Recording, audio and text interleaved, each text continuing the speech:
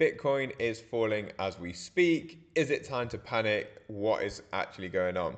So these are the things I want to cover quickly in this video. I'm going to finish the video with um, 5 different sectors that I think are going to be on exponential uptrends for probably the next 10 to 20 years.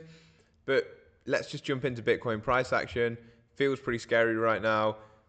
This is sort of price action we've been looking for. We've been talking about a potential reversal and how quick these can happen. We aren't quite there yet. We've been looking for these lows. When are the lows going to come in? Honestly, I think we are close. I think we're probably going to set a higher low than we did, obviously, at the 56K.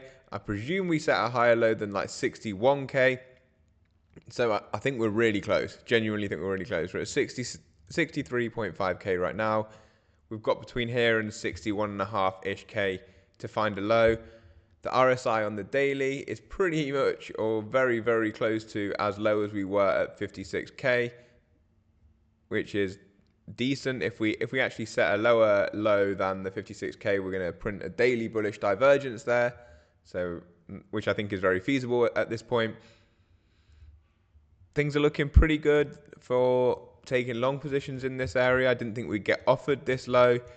This was the gap that we talked about, remember, over on Trading Different. I'm going to get into Trading Different in a minute, but this is the gap we talked about around here. If we get offered a price move into this area here, it's ultra bull, ultra max long area for anyone who's a trader. We're in the oversold area massively now on the hourly RSI. What's going to happen next? That is what we're looking for. This is the area we're talking about here on Trading Different on the hourly, this liquidity pocket here. And there's not too much more to say. Like, we get invalidated if we come much below this level here at 60K. That's where the move started. Basically, this is the low. That would invalidate, potentially can close a gap in this area here, but I think that we've left that behind us now. Let me see if I can quickly draw this. I think we've left this area behind us now, so I doubt we come anywhere down there. Like I was saying, this is the gap that we're just looking at over on TradingView. This area is where you're going to see bulls step in my opinion. It's the perfect area for longs, and I thought that we would actually see that front run. But as you can see, there's so much liquidity up here, guys. Like, we are just probably washing out people who got in longs early before we start to head into that zone. That's my base case.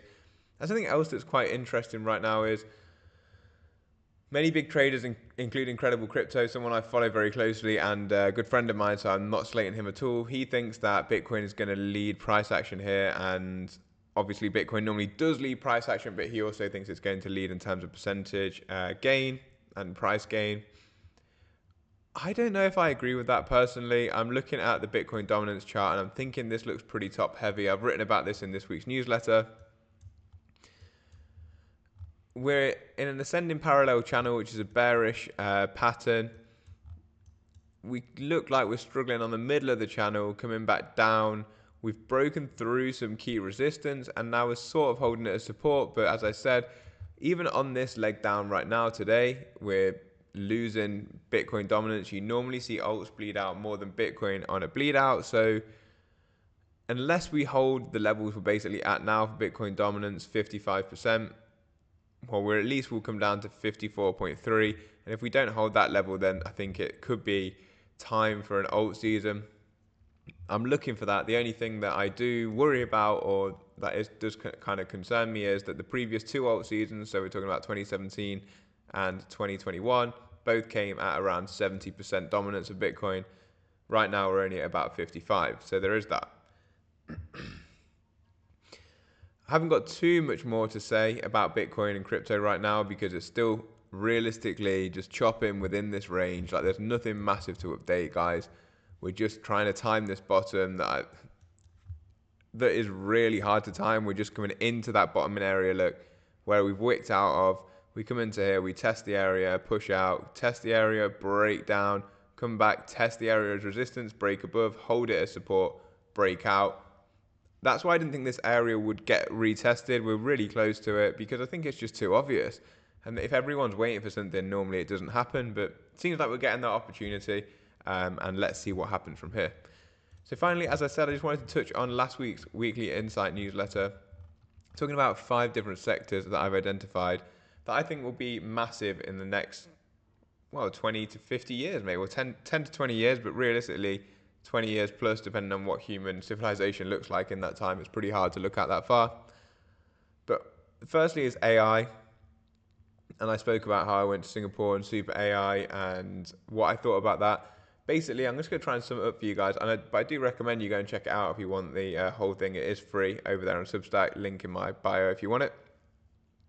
Basically, I was just saying that with AI, I feel like people are kind of scared to make any sort of prediction to do with AI. And also, we haven't or don't really understand how to harness it properly. We're using it as an advanced search engine or slash a virtual assistant at the minute, and that obviously doesn't unlock the full potential of AI.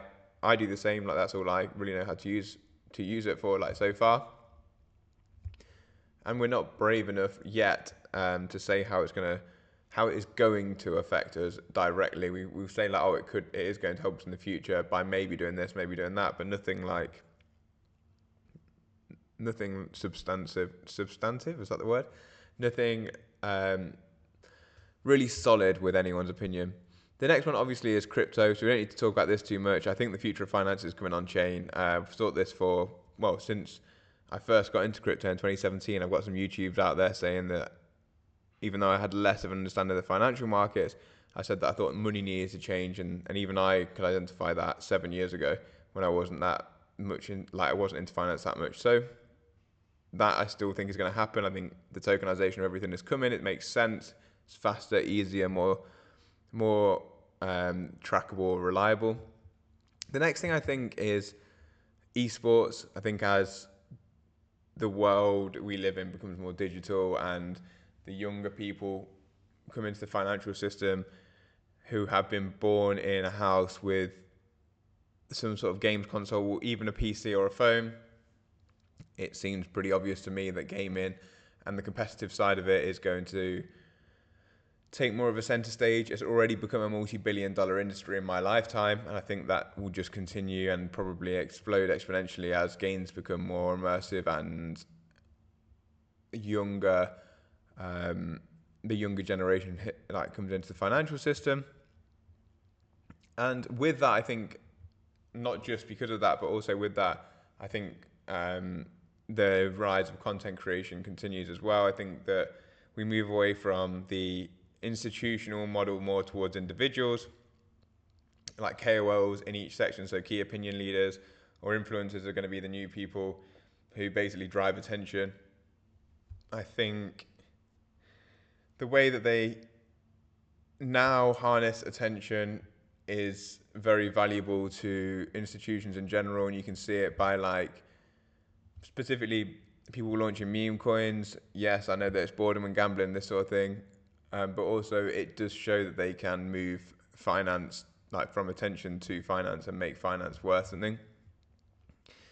I also think that people don't know where they fit in the world, so when they relate to people who create content generally, it can give them some sort of brotherhood or camaraderie, something to rally behind, and they want to support people who reflect similar opinions of theirs. And that can be across a multitude of different opinions, because obviously we have different branches to our personality, but I also think the rise of content creators, influencers, KOLs will continue.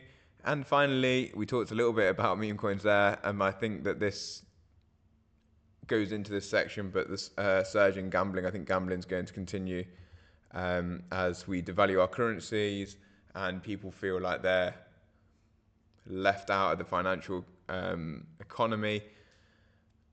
I think gambling probably increases massively. It's already increased by 35% in the last year, from 223.1 billion up from 16 billion just in the US. So I think that continues as people try and YOLO their spare savings.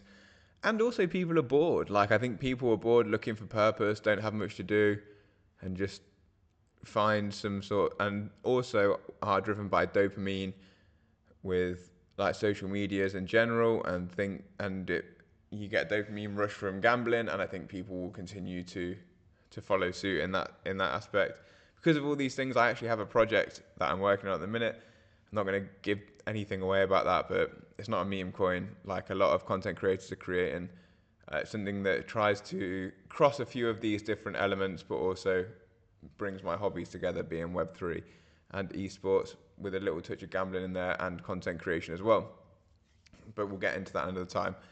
If you would like to know more about that, obviously send me a DM. If you want to help me work on it, I do need some developers and probably some lawyers, being within the gambling scene, and people who want to be community managers or social media managers. So get into my DMs or comment on this video.